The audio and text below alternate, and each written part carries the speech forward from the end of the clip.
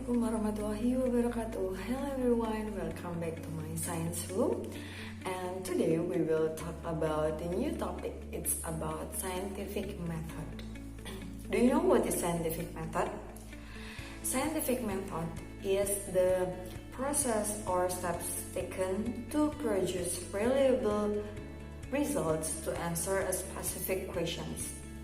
There are some steps of scientific method. The first is observation, the second is research, the third is hypothesis, and then experiment, analyze and conclusion, and the last is share the results.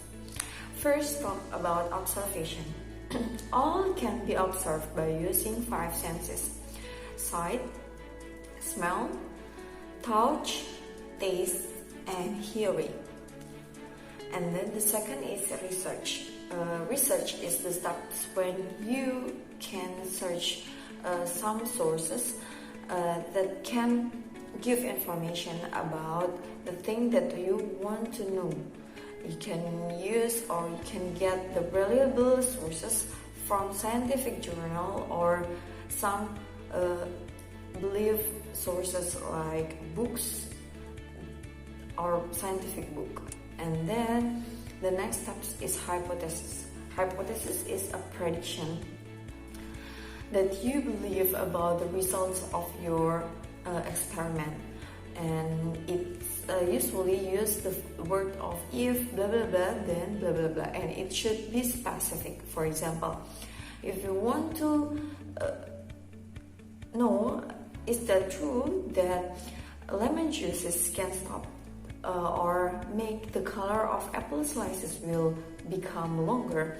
So the hypothesis is if we pour lemon juices, then the color of apple slices will be longer. Like that. That's the example of our hypothesis. The next step is experiment. Experiment is some steps that we do to get the result of our data. Actually, there are 2 kinds of data. The first is qualitative and the second is quantitative. The qualitative, the form of data is in descriptions, but in quantitative, the form of data is in the numbers. If we know about the data that you will get or you gonna search, so you can determine the variable. There are 3 kinds of variable. The first is manipulations, the second is control, and the third is response. Manipulations variable. This is some steps or some different steps in our experiment. Okay, or different treatments in our experiment. Still talk about proving lemon juices can make the longer color of apple slices. The variable is we can deserve 2 bowls of apple slices. One bowl is poured with lemon juices and the second is without lemon juices. So that's the manipulation variable. And then the next is control variable. If manipulation is different treatment, so the control variable is the same treatment that we control in that experiment. For example, same apple slices and then same number of apple slices and then same duration of the time of our experiment about the apple slices. All the same treatment is called as control variable. And the last is response variable. That's something that we measure in that experiment.